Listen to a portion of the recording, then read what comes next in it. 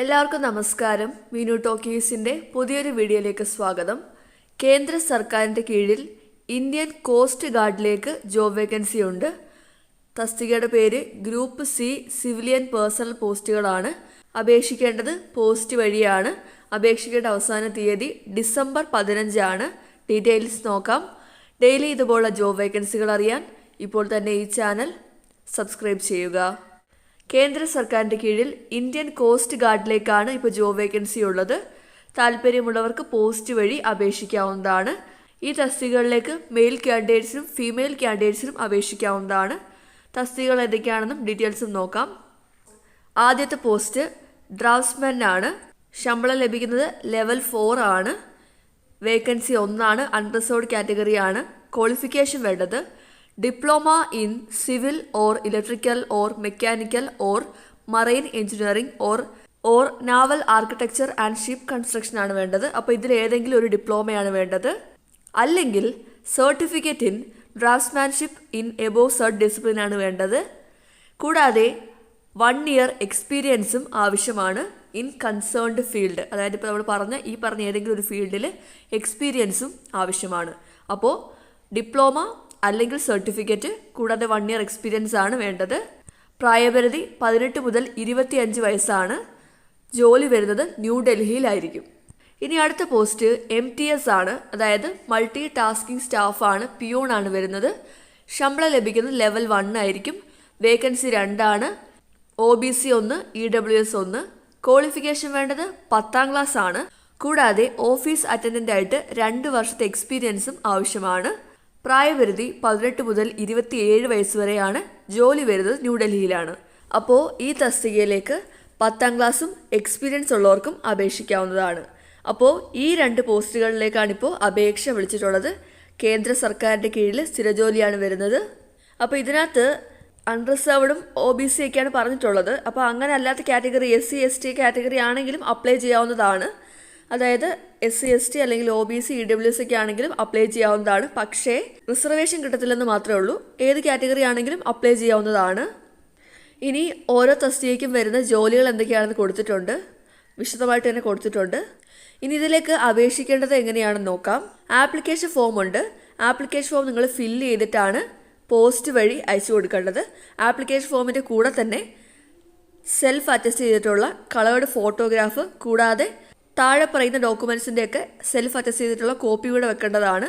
അതായത് ആധാർ കാർഡ്, 10ാം ക്ലാസ്സിൻ്റെ certificate, diploma അല്ലെങ്കിൽ ITI സർട്ടിഫിക്കറ്റ്, OBC കാറ്റഗറി ആണെങ്കിൽ നോൺ ക്രിമിനൽ സർട്ടിഫിക്കറ്റ്, EWS ആണെങ്കിൽ അതിൻ്റെ certificate, experience certificate, latest 2 passport size photo.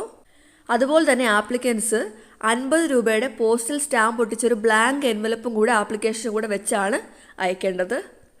അപേക്ഷകൾ അയക്കേണ്ട അല്ലെങ്കിൽ അപേക്ഷ അവിടെ കിട്ടേണ്ട അവസാന തീയതി ഡിസംബർ 15 ആപ്ലിക്കേഷന് കൂടെ ഒരു ഒറിജിനൽ സർട്ടിഫിക്കറ്റ് കൊടുക്കേണ്ട കാര്യമില്ല. എല്ലാത്തിൻ്റെയും സെൽഫ് അറ്റസ്റ്റ് ചെയ്തിട്ടുള്ള കോപ്പിയാണ് കൊടുക്കേണ്ടത്.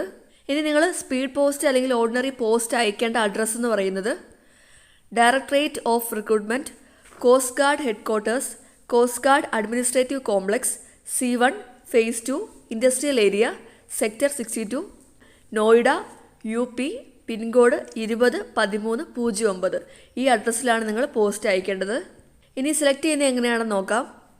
ആദ്യം സെലക്ഷൻ വരുന്നത് നിങ്ങൾ അയച്ചു കൊടുത്ത നിങ്ങളുടെ എലിജിബിലിറ്റിയുടെയും ഡോക്യുമെൻസിൻ്റെയൊക്കെ ബേസിലായിരിക്കും അവർ ഷോർട്ട് ലിസ്റ്റ് ചെയ്യുന്നത്. ഷോർട്ട് ലിസ്റ്റ് ചെയ്യുന്ന കാൻഡിഡേറ്റ്സിന് അവർ അഡ്മിറ്റ് കാർഡ് പോസ്റ്റ് വഴിയാണ് അയച്ചു തരുന്നത്.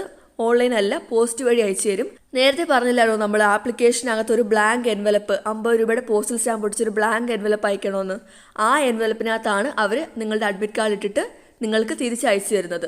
അതുകൊണ്ട് തന്നെ കൃത്യമായിട്ട് നിങ്ങളെല്ലാവരും തന്നെ നിങ്ങളുടെ ആപ്ലിക്കേഷനും അതുപോലെ തന്നെ കോപ്പികളൊക്കെ വെക്കുന്നതിൻ്റെ കൂടെ തന്നെ 50 രൂപയുടെ സ്റ്റാമ്പ് ഒട്ടിച്ചൊരു ബ്ലാങ്ക് എൻവലപ്പും കൂടെ അതിനകത്ത് വെച്ച് വേണം അയക്കാനായിട്ട്.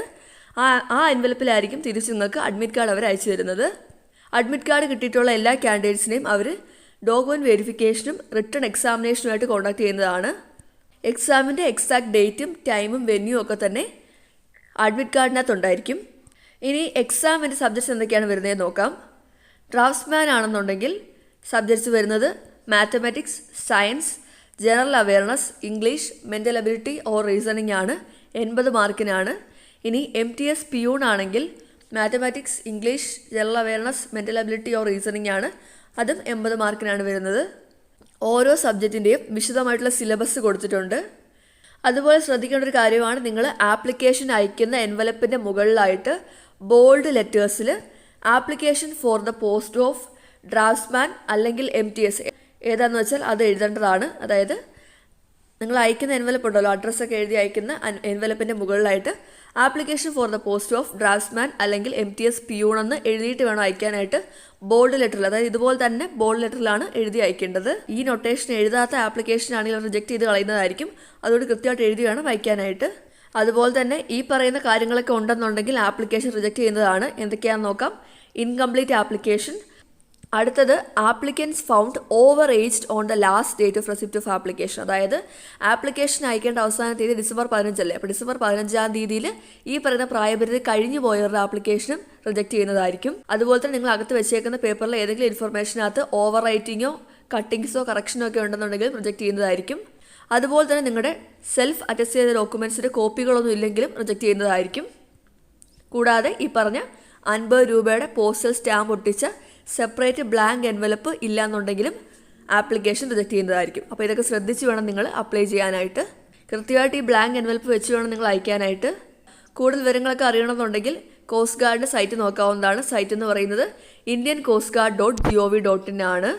ഇതാണ് ആപ്ലിക്കേഷൻ ഫോം. ഈ ആപ്ലിക്കേഷൻ ഫോമാണ് നിങ്ങൾ ഫില്ല് ചെയ്തിട്ട് പോസ്റ്റ് വഴി അയച്ചു കൊടുക്കേണ്ടത്, നിങ്ങളുടെ ഡോക്യുമെൻറ്റ്സിൻ്റെയൊക്കെ കോപ്പിയുമായിട്ട്. അപ്പോൾ ഈ ആപ്ലിക്കേഷൻ ഫോം നോക്കുകയാണെന്നുണ്ടെങ്കിൽ ഇവിടെ നിങ്ങളുടെ റീസെൻറ്റ് പാസ്പോർട്ട് സൈസ് ഫോട്ടോ ഒട്ടിക്കുക, ഏത് പോസ്റ്റിലേക്കാണ് അപ്ലൈ ചെയ്തതെന്നുള്ളത് എഴുതുക, ബാക്കിയൊക്കെ ഡീറ്റെയിൽസ് തന്നെ കൊടുത്താൽ മതി. എഡ്യൂക്കേഷണൽ ക്വാളിഫിക്കേഷൻസ് ഒക്കെ കൊടുക്കുക. നിങ്ങളുടെ ഓരോ ഡോക്യുമെൻറ്റ്സും ഇഷ്യൂ ചെയ്തിട്ടുള്ള ഡേറ്റ് കൊടുക്കണം കേട്ടോ. അതായത് 10ാം ക്ലാസ്സിൻ്റെ സർട്ടിഫിക്കറ്റ് ആയാലും ഡിപ്ലോമയുടെ ഒക്കെ ആയാലും എല്ലാ സർട്ടിഫിക്കറ്റുകളും ഇഷ്യൂ ചെയ്തിട്ടുള്ള ഡേറ്റ് കൊടുക്കേണ്ടതാണ്. പിന്നെ ഡിക്ലറേഷൻ കൊടുത്ത് ഈ കോളത്തിൽ തമ്പ് ഇംപ്രഷൻ കൊടുത്ത് സൈൻ ചെയ്ത് നിങ്ങൾക്ക് അയക്കാവുന്നതാണ്. അപ്പോൾ ഈ ആപ്ലിക്കേഷൻ ഫോം വേണമെന്നുണ്ടെങ്കിൽ കമൻറ്റ് ബോക്സിൽ ലിങ്ക് എന്ന് കമൻറ്റ് ചെയ്താൽ മതി. അപ്പോൾ കേന്ദ്ര സർക്കാരിൻ്റെ കീഴിൽ ഇന്ത്യൻ കോസ്റ്റ് ഗാർഡിലൊക്കെ ജോലി ചെയ്യാൻ താല്പര്യമുള്ളവർക്ക് ഇപ്പോൾ പോസ്റ്റ് വഴി അപേക്ഷിക്കാവുന്നതാണ്. അപേക്ഷിക്കേണ്ട അഡ്രസ്സ് കൊടുത്തിട്ടുണ്ട്. അപേക്ഷിക്കേണ്ട അവസാന തീയതി ഡിസംബർ 15-നുള്ളിൽ തന്നെ അപേക്ഷയോടെ കിട്ടേണ്ടതാണ്. താല്പര്യമുള്ളവർക്ക് നിങ്ങളുടെ അപേക്ഷയും നിങ്ങളുടെ എല്ലാ ഡോക്യുമെൻറ്റ്സിൻ്റെ സെൽഫ് അറ്റസ്റ്റ് ചെയ്തിട്ടുള്ള കോപ്പിയും അതുപോലെ തന്നെ ഒരു സെപ്പറേറ്റ് ബ്ലാങ്ക് എൻവലപ്പും കൂടെ ചേർത്തിട്ട് അപേക്ഷ അയക്കാവുന്നതാണ്. താല്പര്യമുള്ളവർ അപേക്ഷിക്കുക. ഡെയിലി ഇതുപോലുള്ള ജോബ് വേക്കൻസികൾ അറിയാൻ ഇപ്പോൾ തന്നെ ഈ ചാനൽ സബ്സ്ക്രൈബ് ചെയ്യുക. മറ്റൊരു വീഡിയോയുമായി കാണുന്നവരെ നന്ദി.